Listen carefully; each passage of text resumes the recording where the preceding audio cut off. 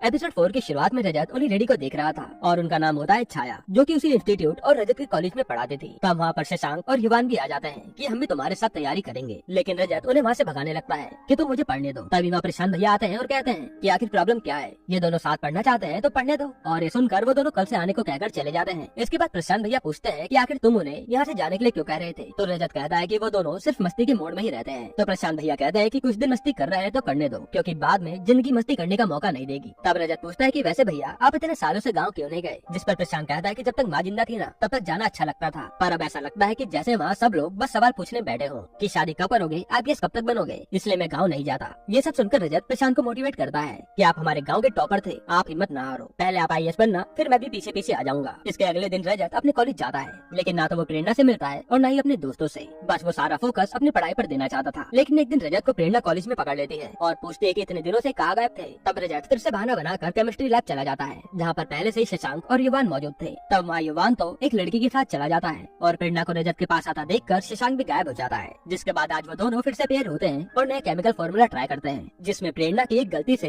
रजत irritate हो जाता है और प्रेरणा पर ही चिल्ला देता है। तब वहाँ पर उनके सर आते हैं और कहते हैं कि तुम किसी पर ऐसे चिल्ला नहीं सकते, इसलिए सॉरी बोलो। लेकिन रजत अपने सर को ही घूरने लगता है और वो उसे क्लास से बाहर निकाल देते हैं। तब ये सब बाहर से छाया मैडम देख रही थी कि रजत को सर ने चिल्लाकर बाहर क्यों निकाल दिया, और वो जाकर उनसे पूछती है कि आखिर बात क्या है। इस पर वो सर कहते हैं कि इस लड़के के बारे में प्रशांत ने कहा था कि ये बहुत ही अच्छा लड़का है, लेकिन मुझे तो एक नंबर का बदतमीज लग रहा है और शायद इसका उस लड़की के साथ कोई चक्कर भी चल रहा है, इसलिए ये उस पर चिल्ला पड़ा। इसके बाद छाया सीधा रजत से मिलने आती है और रजत उनके पास आते ही उनकी गोद में गिर जाता है। वहाँ छाया रजत से कहती है कि मैं प्रशांत की फ्रेंड हूँ, उसी ने तुम्हारे बारे में मुझे बताया था। आखिर वहाँ सर तुम पे चिल्ला क्यों रहे थे। लेकिन रजत शर्म के मारे कुछ बताता नहीं और क्लास का बहाना बनाकर चला जाता है। इसके बाद शाम को ये सब बातें प्रशांत को पता चलती है, इसलिए वो रजत को डांटने लगता है कि तुम्हें सर को आंखें नहीं दिखानी चाहिए थी। तब वहाँ छाया आकर प्रशांत को रोकती है और फिर रजत से कहती है कि चलो मैं बात करती हूँ। फिर छाया रजत से काफी फ्रेंडली बात करती है और बातों बातों में कहती है कि सर तो कह रहे थे कि तुम्हारा उस लड़की के साथ कोई मैटर चल रहा है और तुम डरो मत, मैं ये सब बातें प्रशांत को नहीं बताऊंगी। ये सुनकर रजत भी हंसने लगता है। तब रजत उसे सारी बात बताता है कि प्रेरणा मेरी क्लास में है और मैं उसे काफी पसंद करता हूँ, लेकिन शायद उसका पहले से कोई बॉयफ्रेंड है, इसलिए मैं उससे दूर ही ठीक हूँ। साथ ही वो कहता है कि मैं तो यहाँ वैसे भी पढ़ने आया हूँ। तब छाया उसे समझाती है कि लाइफ में सब कुछ रोक थोड़ी सकते हैं, ये तो फीलिंग से निकल ही जाती है, और वैसे भी क्या पता उसको कोई बॉयफ्रेंड ना हो और ऐसा सिर्फ तुम्हें लग रहा हो। रजत भी कहता है कि वो तो हर समय उसी के साथ घूमती है, जिस पर छाया कहते हैं कि पहले तुम ये दोस्त बनकर पता तो कर लो। तब रजत को भी